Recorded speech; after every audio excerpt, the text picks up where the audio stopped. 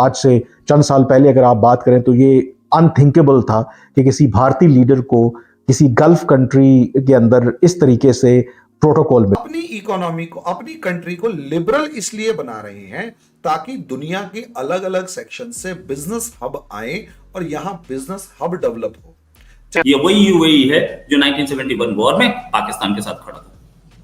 आज यूएई हमारे साथ खड़ा है इंडियन साइड ऑफ कश्मीर में, अपने इन्वेस्टमेंट्स कर रहा है और पूरी मुस्लिम उम्मा को दिखा रहा है कि Kashmir is not an issue. बड़ी बैठक दोहा में हो रही है कतर के अंदर। अमीर ऑफ कतर शेख तमीम बिन हमाद अल थानी जो हैं, उन्होंने उनका इस्तकबाल किया अपने पैलेस में। वो चाह रहे हैं कि उनके जो रिलेशन है, उनके जो ताल्लुकात हैं वो भारत के साथ अच्छे होने चाहिए। दूर का सोच रहे हैं आज से 20 साल बाद का।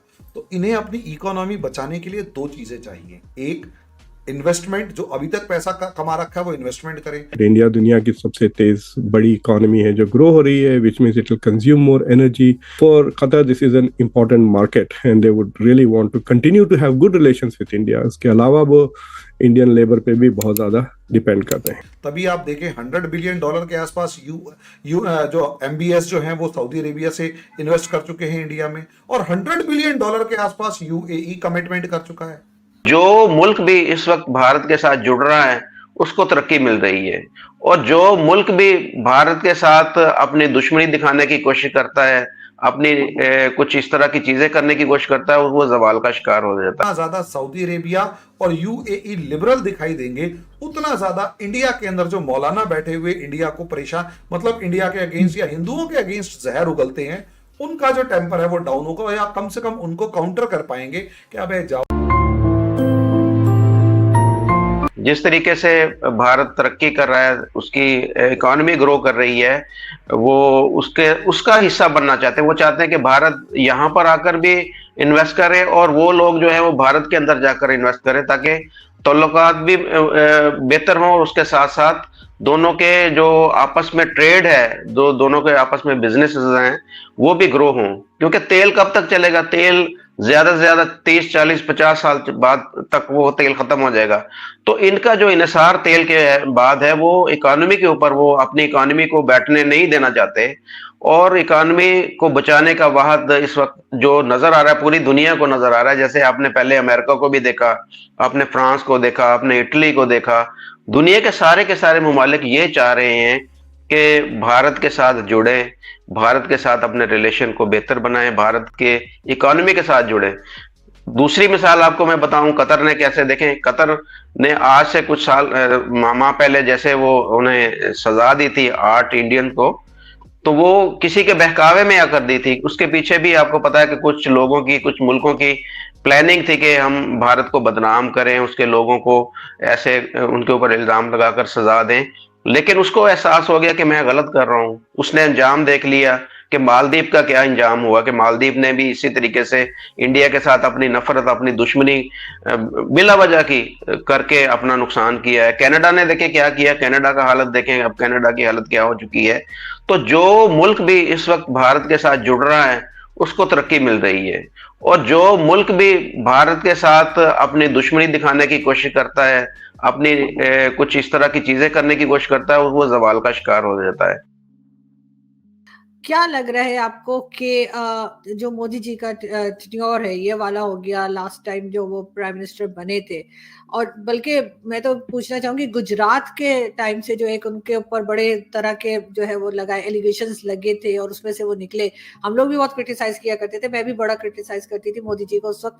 लेकिन क्या ऐसी चीज आपको लगती है कि उनकी पर्सनालिटी में या उनके काम में एज अ प्राइम मिनिस्टर रहा जिसकी वजह से अब सभी उनकी तारीफ, जिन्होंने क्रिटिसाइज किया वो भी तारीफ कर रहे हैं, वो भी पछता रहे हैं मेरे समेत। मुझे बड़ा अफसोस होता है कि भाई मैंने जो है वो गलत समझा उस टाइम पे, लेकिन खैर इंसान सीखता है, लर्न करता है। मोदी जी आपको कैरियर आपको कैसा लगता है कि इस वक्त गल्फ कंट्रीज बहुत बुला रही हैं?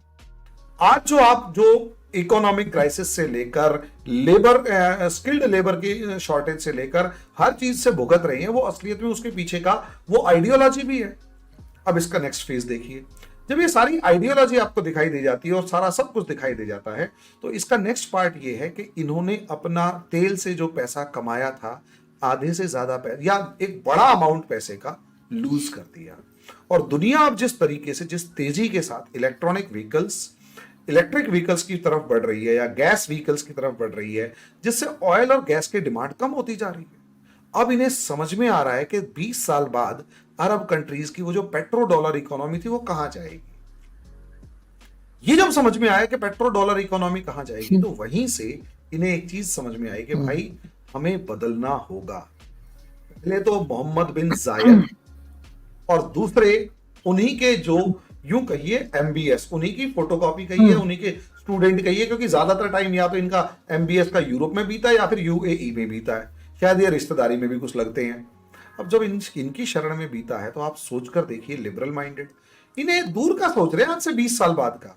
तो इन्हें अपनी इकोनॉमी बचाने के लिए दो चीजें चाहिए। एक, इन्वेस्टमेंट, जो अभी तक पैसा कमा रखा है वो इन्वेस्टमेंट करें। तभी आप देखें $100 बिलियन के आसपास जो एमबीएस जो है वो सऊदी अरेबिया से इन्वेस्ट कर चुके हैं इंडिया में, और $100 बिलियन के आसपास यूएई कमिटमेंट कर चुका है। वो क्यों कमिटमेंट कर चुके हैं? क्योंकि जो पैसा कमा रखा है वो इन्वेस्ट करेंगे, वहीं से तो निकल के आएगा ना, कंट्री को तभी तो चला पाएंगे। दूसरा, अपनी इकोनॉमी को, अपनी कंट्री को लिबरल इसलिए बना रहे हैं ताकि दुनिया के अलग अलग सेक्शन से बिजनेस हब आए और यहां बिजनेस हब डेवलप हो, चाहे वो टूरिज्म डेवलप हो, चाहे बिजनेस हब डेवलप हो। पहला एक्सपेरिमेंट किया यूएई ने, दुबई ने, सबसे पहला एक्सपेरिमेंट दुबई में हुआ, फिर यूएई में हुआ, अब वो सऊदी अरेबिया में भी जा रहा है। अब वहां उन्हें एक ऐसी कंट्री चाहिए जो अगले 20-30 साल डेवलप करेगी, और वो कंट्री है इंडिया। इन्हें पता है एक ग्रोथ ट्रेजेक्टरी पे निकल चुकी है, और इंडिया का अब देखिए, जहां इकोनॉमी बढ़ती है वहां टूरिस्ट फैलता है और बहुत तेजी के साथ भागता है। किसी टाइम पर जब जापान की इकोनॉमी बढ़ी तो दुनिया में जापानीज टूरिस्ट दिखते थे। उसके बाद जब दुनिया की इकोनॉमी बढ़ी, चाइना की इकोनॉमी बढ़ी, तो दुनिया भर में चाइनीज टूरिस्टों ने तूफान मचा दिया। अब इंडिया के टूरिस्ट जो है उस लेवल पर है। तो मैडम अगले 20-30 साल अगर इंडिया के टूरिस्ट दिख रहे हैं तो एक मंदिर बना, और हिंदू की तो आदत सबको पता ही है कि जहां माथा टेकेगा पैसे चढ़ाएगा। यहां तो नोट में काम चला लेता है, वहां डॉलर चढ़ाएगा, दिरहम चढ़ाएगा। और मैडम टूरिज्म के नाम पर अगर बड़ा मंदिर है और उसकी मार्केटिंग हो गई है, तो आप मुझे ये बताइए, एक तरफ सोसाइटी लिबरल दिखाई दे रही है, दूसरी तरफ टॉलरेंट दिखाई दे रही है, तीसरी तरफ अट्रैक्ट कर रही है कि आप सिर्फ यहां घूमने के पर्पज से नहीं, तीर्थ धाम के पर्पज से भी आओ। तो मैडम मोदी जी उसी ब्रांडिंग के फॉर्म में वहां चले गए। मोदी जी को फायदा ये नजर आ रहा है कि जितना ज्यादा सऊदी अरेबिया और यूएई लिबरल दिखाई देंगे, उतना ज्यादा इंडिया के अंदर जो मौलाना बैठे हुए इंडिया को परेशान, मतलब इंडिया के अगेंस्ट या हिंदुओं के अगेंस्ट जहर उगलते हैं, उनका जो टेम्पर है वो डाउन होगा, या कम से कम उनको काउंटर कर पाएंगे कि अबे जाओ, सऊदी अरेबिया वाले देखो कितने लिबरल हैं और तुम कितने हार्ड लाइनर हो, तुम अपने टेम्पर कम करो। ये चीज असर दिखाई देगी। जो पैसा पीछे से वहाबिज्म के नाम का आ रहा है वो बंद हो रहा है, और जो पैसा अब लिबरलिज्म के नाम का आएगा और काउंटर नैरेटिव स्टार्ट होगा, वहां से इंडिया को भी फायदा होगा, मोदी जी को ये फायदा हो रहा है। और रही बात कतर की, तो देखिए कतर के साथ असलियत में नुपुर शर्मा वाला मामला भी अगर आप उठाएंगे तो उसमें फतवा जारी करना, उसे हटवा देना, और उसके बाद जिस तरीके से 8 जो हमारे सेलर्स थे, मैडम मुझे पता है क्या है यहां पर। अब तीसरी आप जो बात थी, शायद इग्नोर नहीं, आप शायद ध्यान नहीं रही, वो ये बात थी कि जो कतर है उसकी और इंडिया की एक 20 साल के लिए गैस सप्लाई की डील हुई है $78 बिलियन की, जिसके अंदर इंडिया एक particular fix price per year एक फिक्स अमाउंट ऑफ गैस खरीदेगा ही खरीदेगा, चाहे कुछ भी हो जाए। अब जब फिक्स अमाउंट पे फिक्स प्राइस पर गैस इंडिया ने खरीदनी है अगले 20 साल के लिए, तो ऑब्वियस सी बात है कतर को यह डील चाहिए थी, और तगड़े तरीके से चाहिए थी। ऐसी डील 1999 में हो चुकी थी, और कतर इसको रिन्यू करके अगले 20 साल के लिए चाहता था, 43 तक, लेकिन अब वो 48 तक हो गई, 25 ईयर्स के लिए। 20 साल फिक्स है, फिर डिसाइड करेंगे। अब ये डील चाहिए थी, तो मैडम इंडिया बार्गेन करने की सिचुएशन में था कि भाई आगे तेरे से नहीं बढ़ाएंगे, हम कहीं और से बढ़िया प्राइस में लेंगे। कतर कहता भाई चाहिए तो मेरे से ही। तो आप यहां दो क्रोनोलॉजी को समझ लीजिए। 2022 में एक तो नुपुर शर्मा केस हुआ था, और इसी 2022 में इन 8 को उठा के जेल में डाल दिया। स्पाई है ये, कि मतलब एलिगेशन क्या था कि इन्होंने एस्पियोनेज किया है कुछ, और ये मोसाद के एजेंट है। आप मुझे आरजू जी एक बात बताइए, मोसाद के एजेंट है, स्पाई हैं, सबमरीन की जानकारी इजराइल को पहुंचा रहे हैं, इतनी आसानी से छूट जाएंगे? बाइज्जत बरी, जाओ जा सिमरन जी ले अपनी जिंदगी। वाह भाई, स्पाई को तो तुम मतलब फांसी दे रहे थे और उसका एकदम से बाइज्जत बरी।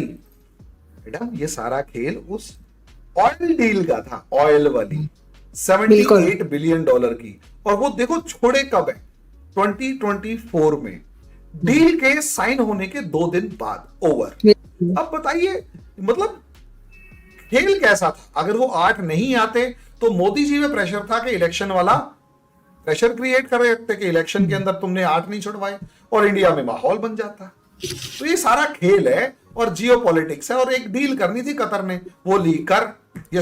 जय हिंद दोस्तों, जैसा आपने वीडियो में देखा कि कतर में नरेंद्र मोदी जी का जबरदस्त वेलकम हुआ, जैसे कि राजा महाराजाओं का होता है, वही देख करके पाकिस्तानी मीडिया काफी ज्यादा शॉक्ड हो गया, क्योंकि एक तरफ जहां पे भारत की अरब देशों के साथ काफी अच्छी मित्रता और काफी अच्छी बॉन्डिंग हो रही है, वहीं दूसरी तरफ पाकिस्तान को एकदम बायकॉट कर दिया गया। आपको बता दें, आए दिन यूएई, कतर और तमाम अरब देश इंडिया में इन्वेस्टमेंट करते हैं, और इंडियंस जाकर के यूएई और अरब देशों में इन्वेस्टमेंट करते हैं, जिस वजह से इंडिया और अरब देशों के बीच में काफी अच्छा मित्रता हो गया, जिसे देख करके पाकिस्तानी हमेशा रोता रहता है, क्योंकि पाकिस्तान एक समय ऐसा था कि वहां से भीख लेके आता था और अपने आतंकवाद को बढ़ावा देता था, लेकिन धीरे धीरे अब लोग समझदार हो गए और अब इंडिया के साथ काफी अच्छा मित्रता और काफी अच्छा व्यवहार रखते हैं। वहीं दूसरी तरफ पाकिस्तान को बायकॉट करते हैं और पाकिस्तान से कोई भी मतलब नहीं रखना चाहते, जबकि पाकिस्तान अपने आप को मुस्लिम उम्मा का लीडर समझता रहता है हमेशा। आपको बता दें, कतर में इंडिया की बढ़ती पॉपुलैरिटी, वहीं दूसरी तरफ यूएई में भारत की जबरदस्त इन्वेस्टमेंट और यूएई की इंडिया में इन्वेस्टमेंट देख करके पाकिस्तानी मीडिया हमेशा रोता रहता है। वहीं दूसरी तरफ आपको मालूम होगा कि अरब देशों को अब यह पता चल गया है कि हमारा ये पेट्रोल और गैस वाला सिस्टम ज्यादा दिन तक नहीं चलेगा, इसलिए वो धीरे धीरे अपने में बदलाव कर रहे हैं। जैसे कि वहाँ पे सऊदी ने पहले दारू बैन कर रखा था, धीरे धीरे डिप्लोमेट्स के लिए दारू लॉन्च कर दिया, उसके बाद बुर्का बैन कर दिया, धीरे धीरे ज्यादातर चीजें वहाँ पे बदलाव होती जा रही, जिस वजह से वहाँ पे टूरिस्ट बढ़ते चले जा रहे हैं। यह देख करके ज्यादातर अरब देश इस समय इंडिया के साथ काफी अच्छा संबंध बनाना चाहते हैं, क्योंकि इंडिया के टूरिस्ट की वजह से उनको काफी अच्छी कमाई होती है। आपको यह वीडियो कैसा लगा कमेंट में जरूर बताओ, और ऐसे ही मजेदार वीडियो देखने के लिए हमारे चैनल को सब्सक्राइब करना ना भूलें। जय हिंद, जय भारत।